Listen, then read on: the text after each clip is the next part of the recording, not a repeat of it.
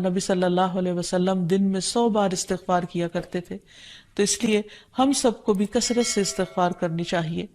استغفار بیماریوں کا علاج بھی ہے اور اللہ کے عذاب سے بچانے والا بھی، اللہ سبحانہ وتعالیٰ کی رحمت پانے کا ذریعہ ہے، اور پھر بارش کے نزول کا ذریعہ بھی ہے، زراعت میں برکت کا ذریعہ، کبیرہ اور صغیرہ گناہوں سے معافی کا ذریعہ، اچھا اعمال نامہ پانے کا ذریعہ، یعنی قیامت کے دن انسان کو جن کی بخشش ہوگی ان کو خوشخبری دی جائے گی اور ان کا نامہ اعمال جو ہے وہ بہترین نامہ اعمال ہوگا۔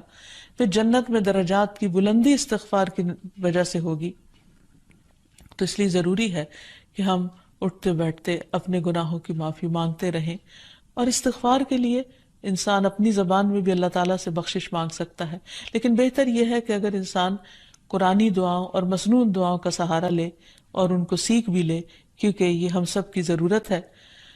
سورۃ نوح میں اللہ سبحانہ و تعالیٰ فرماتے ہیں، حضرت نوح علیہ السلام نے اپنی قوم کو استغفار کرنے کو کہا، اور کیا کہا؟ فَقُلْتُ اسْتَغْفِرُوا رَبَّكُمْ، میں نے اپنی قوم سے کہا کہ اپنے رب سے استغفار کرو، اپنے رب سے معافی مانگو۔ تو نتیجہ کیا ہوگا؟ اِنَّهُ كَانَ غَفَّارًا، بے شک وہ بہت زیادہ معاف کرنے والا ہے۔ يُرْسِلِ السَّمَاءَ عَلَيْكُمْ مِدْرَارًا، تم پر آسمان سے خوب بارشیں برسائے گا، آسمان کو تم پر برسنے والا بنا دے گا۔ وَيُمْدِدْكُمْ بِأَمْوَالٍ وَبَنِينَ، تمہیں مال اور بیٹوں سے مدد دے گا۔ وَيَجْعَلْ لَكُمْ جَنَّاتٍ، تمہارے لیے باغات بنائے گا۔ وَيَجْعَلْ لَكُمْ أَنْهَارًا، اور تمہارے لیے نہریں جاری کر دے گا۔ آپ دیکھیں کہ ایک انسان کی خواہش کیا ہوتی ہے کہ اس کو کیا کچھ ملے، یعنی رہنے کا مقام اور حالات جو ہیں وہ پرسکون ہو، پھر اس کے بعد یہ کہ مال ہوں، بیٹے ہوں، باغ ہوں، اور زندگی کی اور آرائشیں اور نعمتیں ہوں۔ یہ ساری چیزیں کہاں سے ملتی ہیں، کیسے ملتی ہیں؟ استغفار سے ملتی ہیں۔ عام طور پر لوگ پریشان ہوتے ہیں، دکھی ہوتے ہیں۔ مثلا ایک شخص ایک بزرگ کی محفل میں آیا اور اس نے کہا کہ میرے حالات بہت تنگ ہیں، مجھے بہت پریشانی ہے، میرا رزق بہت تنگ ہے، تو آپ مجھے کوئی وظیفہ بتائیے۔ تو انہوں نے اس کو کہا کہ کثرت سے استغفار پڑھو۔ دوسرا آیا، اس نے کہا بچوں کی شادی نہیں ہوتی، تو آپ نے اس کو بھی کیا بتایا کہ کثرت سے استغفار کرو۔ تیسرا آیا تو کہنے لگا کہ بہت قحط سالی ہے، فصلیں اچھی نہیں ہوتی، تو آپ نے اس کو بھی استغفار کا بتایا۔ تو کسی نے ان سے پوچھا کہ بھائی 3 لوگ آپ سے 3 ڈفرنٹ مسئلے لے کر آئے ہیں، اپنی پریشانیاں لے کر آئے ہیں، آپ نے تینوں کو ایک ہی چیز بتائی ہے۔ تو اس پر انہوں نے یہی سورۃ نوح کی آیت پڑھ کر سنائی کہ دیکھو یہ قرآن میں اللہ کا وعدہ ہے، اور اللہ کا وعدہ سچا ہے۔ اللہ تعالیٰ کی بات سے بڑھ کر سچی بات کس کی ہو سکتی ہے؟ ہمارے پڑھنے میں کمی کوتاہی ہو سکتی ہے، لیکن اللہ کی بات میں کوئی شک نہیں۔ ذالک الکتاب لا ریب فیہ، یہ وہ کتاب ہے جس میں کوئی شک نہیں۔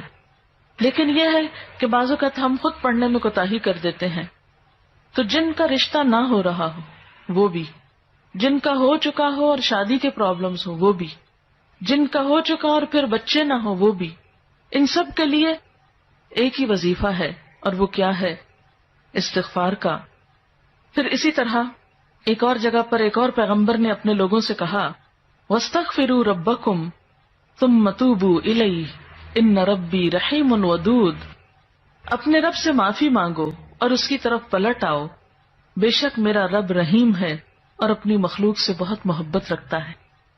یعنی جب کسی بندے پر کوئی تکلیف آتی ہے تو ایسا نہیں کہ اللہ تعالیٰ اس پر خوش ہوتے ہیں اور جان بوجھ کے ستانا چاہتے ہیں بندوں کو۔ اللہ تو بندوں کے حق میں بہت مہربان ہے۔ پھر سوال یہ پیدا ہوتا ہے کہ تکلیف آتی کیوں؟ اگر وہ ہم سے محبت کرتا ہے اور وہ بہت مہربان ہے، تو بات یہ ہے کہ کچھ چیزیں ہم اچھے حالات میں سیکھتے ہیں اور کچھ چیزیں ہم ہارڈ شپ سے سیکھتے ہیں۔ کچھ نعمتوں کی قدر ہم اچھے طریقے سے ویسے ہی کر لیتے ہیں، اور کچھ چیزوں کی قدر ہمیں اس وقت آتی ہے جب کوئی مشکل پیش آتی ہے۔ آپ دیکھیے کہ اس کی مثال یوں ہی ہے کہ جیسے کچھ کھانے آپ کچے ہی کھا لیتے ہیں، جیسے فروٹس وغیرہ ہیں، آپ کو پکانے کی ضرورت نہیں ہوتی، لیکن کچھ کھانے آپ کو پکا کر کھانے ہوتے ہیں۔ اسی طرح زندگی میں کچھ حالات ایسے ہوتے ہیں کہ جن میں آپ آرام سے سیکھ جاتے ہیں، یا کچھ باتیں آپ کو بغیر کسی مشکل کے سمجھ میں آ جاتی ہیں، لیکن کچھ باتیں آپ کو مشکل آنے پر سمجھ آتی ہیں.